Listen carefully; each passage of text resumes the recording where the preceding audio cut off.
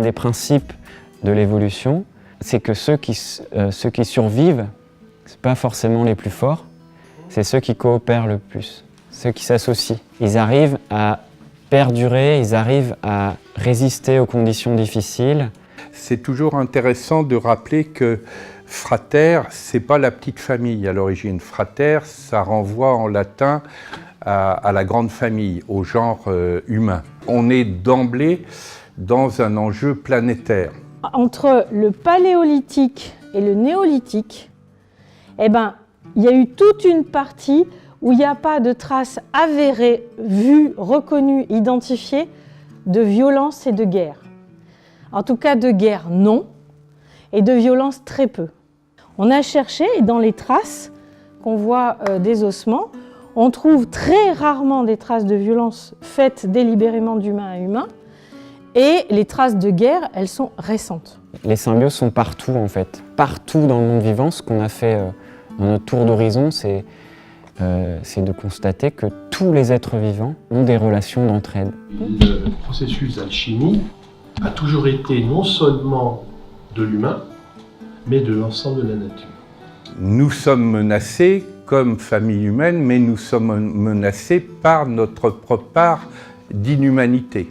Heureux l'homme qui, dans les limites de sa propre faiblesse, soutient son prochain autant qu'il voudrait être soutenu par lui dans un cas analogue.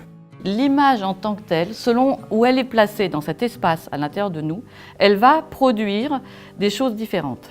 Et du coup, on a aussi mis en bas le diable, les mauvaises valeurs, les méchants, la saleté, et pourquoi pas aussi les SDF, puisqu'ils sont là par terre, tout sales et tout noirs.